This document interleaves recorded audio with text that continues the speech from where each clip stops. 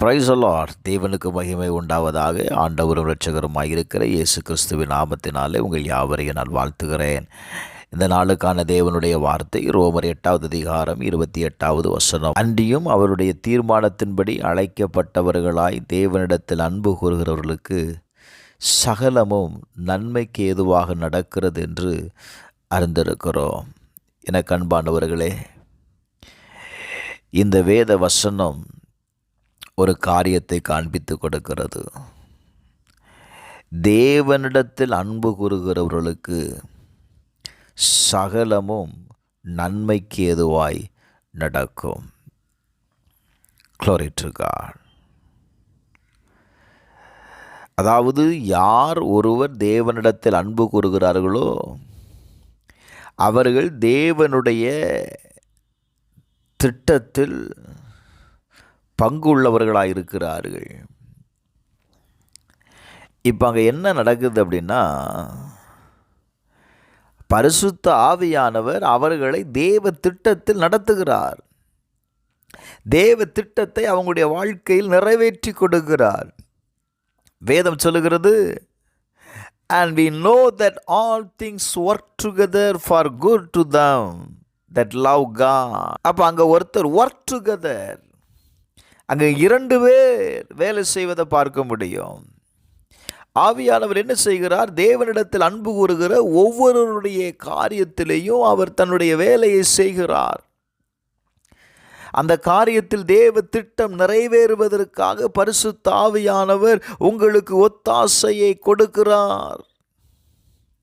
உங்களுடைய பாடுகளாக இருக்கலாம், உங்களுடைய போராட்டமாக இருக்கலாம், உங்களுடைய நெருக்கமாக இருக்கலாம், உங்களுடைய பலவீனப்பட்ட பகுதியாக இருக்கலாம். எல்லா சூழ்நிலையிலையும் பரிசுத்த ஆவியானவர் அவர் உங்களோடு இணைந்து தேவ திட்டம் உங்கள் வாழ்க்கையில் நிறைவேறுவதற்கு தன்னுடைய வேலையை செய்கிறார்.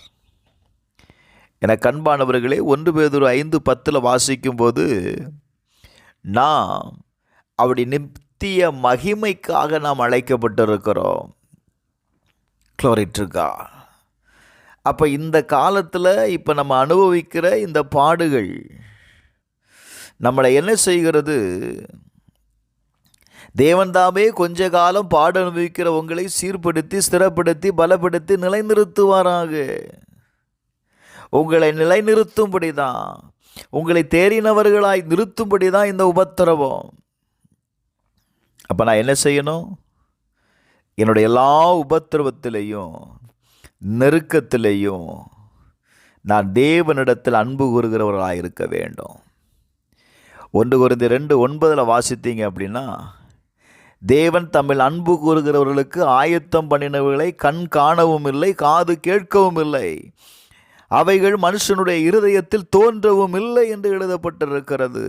எங்க தேவனிடத்தில் அன்பு கூறுகிற ஒவ்வொருவருக்கும் ஆண்டவர் ஒரு காரியத்தை ஆயத்தம் பண்ணி வைத்திருக்கிறார். அதை நிறைவேற்றி கொடுப்பவர் தான் பரிசுத்த ஆவியானவர்.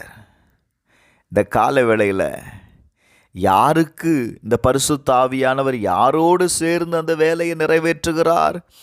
தேவனிடத்தில் அன்பு கூறுகிறவர்களுக்கு.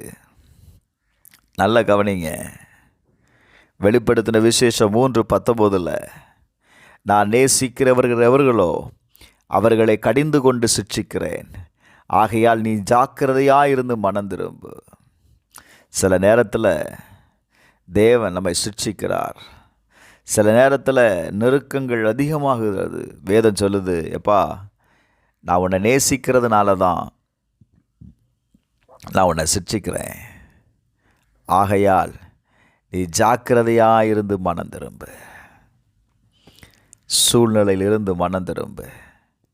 எபிரெயர் 12:6, கர்த்தர் எவனிடத்தில் அன்பாயிருக்கிறாரோ அவனை சிட்சித்து தாம் சேர்த்து கொள்ளுகிற எந்த மகனையும் தண்டிக்கிறார். தாம் சேர்த்து கொள்ளுகிற, தம்மிடத்தில் அணைத்து கொள்ளுகிற யாராயிருந்தாலும் சரி அவர்களை ஆண்டவர் சிட்சிக்கிறாரா? Glory to God. இந்த கால வேளையில் கர்த்தருடைய வார்த்தை உங்களுக்கு நேராய் கடந்து வருகிறது. நீங்கள் தேவனிடத்தில் அன்பு செலுத்துகிறீங்களா? தேவனை நேசிக்கக்கூடியவர்களாய், தேவனிடத்தில் அன்பு செலுத்தக்கூடியவர்களாய் நீங்கள் இருப்பீங்க அப்படின்னா உங்கள் வாழ்க்கையில் சகலமும் நன்மைக்கு எதுவாய் நடக்கும். காரணம், பரிசுத்த ஆவியானவர் உங்களோடு கூட சேர்ந்து தேவ திட்டத்தை உங்கள் வாழ்க்கையில் நிறைவேற்றுவதற்கு அவர் வல்லவராயிருக்கிறார், உங்களோடு கூட இருக்கிறார். இந்த கால வேளையில் தேவனை தேடுவோமா? தேவனிடத்தில் அன்பாக இருப்போமா? கட்டாயம் உங்கள் வாழ்க்கையில் இப்போ ப்ரெசண்டில் இருக்கிற சிச்சுவேஷனை, சூழ்நிலைகளை கண்டு நீங்கள் தேவனை மறந்து விடாதீர்கள். வேதம் சொல்லுகிறது, அவர்கள் தேவனை மறந்தார்கள். தேவனை மறந்து விடாதீங்க. தேவனிடத்தில் அன்பு செலுத்துங்க.